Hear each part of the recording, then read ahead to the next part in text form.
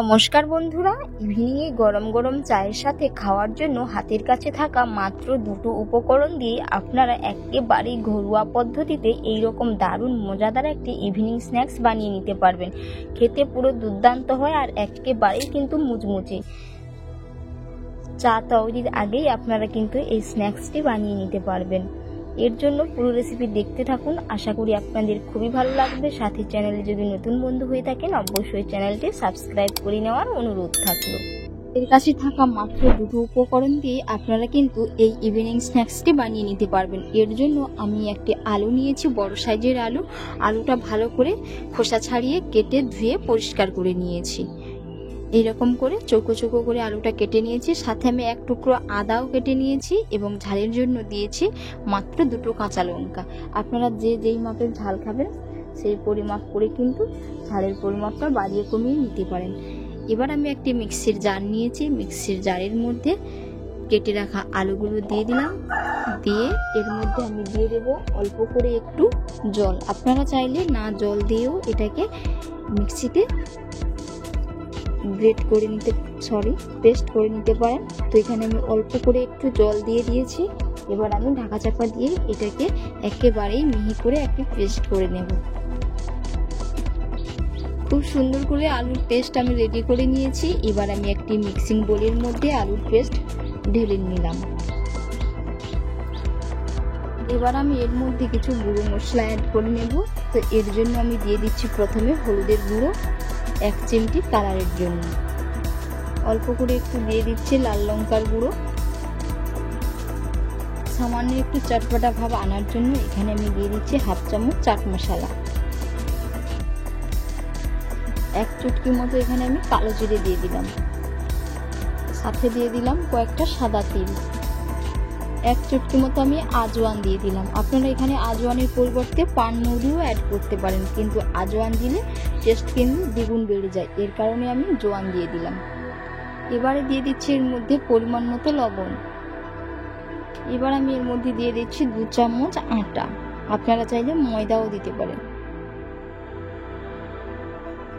এবার আমি ওই আলুর পেস্টের মধ্যে দিয়ে দিচ্ছি 1 কাপ পরিমাপের সুজি। এবার আমি সমস্ত উপকরণগুলো ভালো করে একসাথে মিশিয়ে নেব। তো ওইদিকে মিক্সির জার ধুয়ে 1/2 কাপ মতো জল এর মধ্যে আমি মিশিয়ে নেব।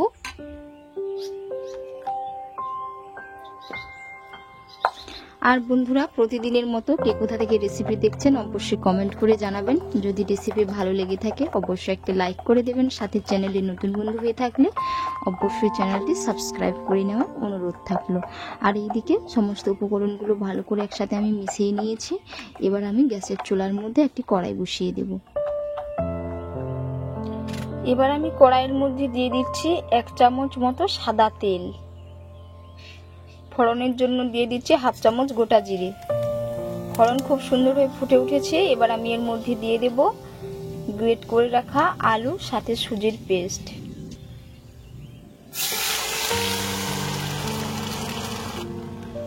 নাড়াচাড়া করে খুব সুন্দর করে আমি একটি ডো রেডি করে নেব।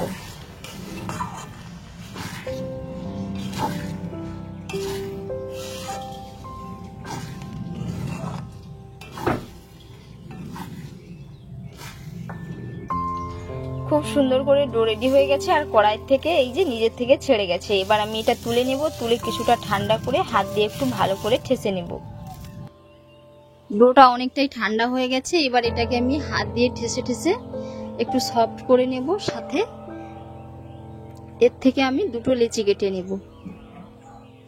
হাত দিয়ে খুব সুন্দর করে ঠেসে নিয়েছি। এবার আমি দুটো লেচি কেটে নেব, বড় বড় সাইজ করে লেচি।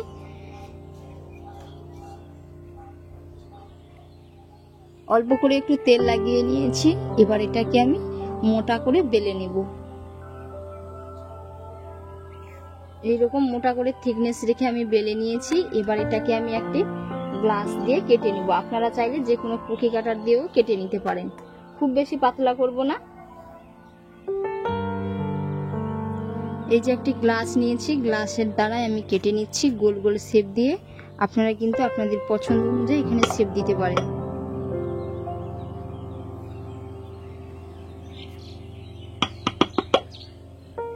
এইরকম থিকনেস থাকবে।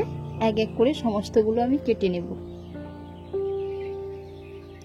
এক এক করে সমস্তগুলো বানিয়ে নিয়েছি, আর একসাথে কতগুলো হয়েছে। এবার আমি এগুলো ভেজে নেব। এর মধ্যে তেল দিয়ে তেলটাও খুব ভালো করে গরম করে নিয়েছি। এবার আমি এর মধ্যে স্ন্যাক্সগুলো দিয়ে দেব। আর চুলার ফ্লেমটাকে লো টু মিডিয়ামে রেখে খুব সুন্দর করে একেবারে লাল লাল মুচমুচে করে ভেজে নেব। এবার আমি এগুলো এক পিঠ উল্টে নেব। কত সুন্দর একটা কালার চলে এসছে, আর এগুলো কিন্তু খুব সুন্দর হয়ে ভাজাও হয়ে গেছে, একেবারেই মুচমুচে হয়ে। তো এবার আমি এগুলো তুলে নেব, বাকিগুলো ঠিক একই রকম ভাবে ভেজে নেব। আবারও বাকিগুলো ঠিক একই রকম ভাবে কড়াইয়ের মধ্যে দিয়ে ভেজে তুলে নেব। এক এক করে সমস্ত স্ন্যাক্সগুলো বানিয়ে নিয়েছি, আর কত সুন্দর হয়েছে, একেবারেই কিন্তু মুচমুচে হয়েছে স্ন্যাক্সগুলো। এই যে দেখে নিশ্চয়ই বুঝতে পেরেছেন কত সুন্দর হয়েছে। আপনারা কিন্তু বাড়িতে অবশ্যই একবার ইভিনিংয়ে বানিয়ে নেবেন, খেতে পুরো দুর্দান্ত হয়। আর এতক্ষণ পুরো রেসিপি দেখার জন্য আপনাদের অসংখ্য অসংখ্য ধন্যবাদ থাকলো। আপনাদের সাথে নেক্সট অন্য একটি রেসিপিতে দেখা হচ্ছে। আপনারা সকলেই ভালো থাকবেন, সুস্থ থাকবেন। ধন্যবাদ।